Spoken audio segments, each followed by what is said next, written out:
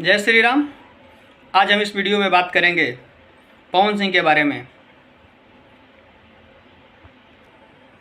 पवन सिंह ने चुनाव हारने के बाद भी काराकाट की जनता से उन्होंने बहुत खुश हैं, क्योंकि जनता ने उनको बहुत से प्यार दिए हैं। पवन सिंह ने अपने ट्वीट के माध्यम से भी बताए हैं और काराकाट की जनता को धन्यवाद भी दिए हैं अपने सोशल मीडिया के माध्यम से। हाल ही में एक ऋतिक सिंह जी का पोस्ट आया है, पोस्ट ये खुद ही देख लीजिए। इस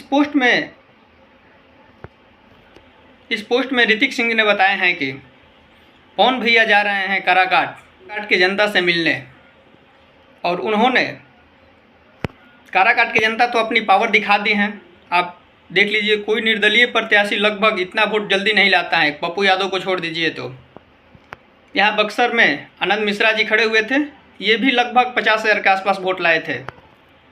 पवन सिंह ने तो लगभग 2.25 लाख के आसपास वोट लाए हैं। ऋतिक सिंह ने पोस्ट के माध्यम से बताते हुए बोले हैं कि पवन भैया जाएंगे काराकाट की जनता से मिलने। आप सब इस विषय में क्या कहते हैं, कमेंट सेक्शन में कमेंट करके ज़रूर बताइएगा। इस वीडियो में मैं एक बात और बता दूं कि पवन सिंह का जल्द ही गाना भी आने वाला है, जो कि सुनने में आ रहा है कि 18 से 20 के आसपास गाना आ जाएगा। पोस्टर तो जल्द ही देखने को मिल जाएगा आप सबको। फिर से पवन सिंह अपने पुराने फॉर्म में लौट आए हैं और गाना मतलब लगातार गाना आते रहेगा। इस वीडियो में मैं एक बात और बता दूं कि वैसे आप जानते भी होंगे कि आप सब इस विषय में क्या कहते हैं, कमेंट सेक्शन में कमेंट करके ज़रूर बताइएगा। और वीडियो को लास्ट तक देखने के लिए धन्यवाद। जाते जाते आप चैनल को सब्सक्राइब जरूर कीजिएगा।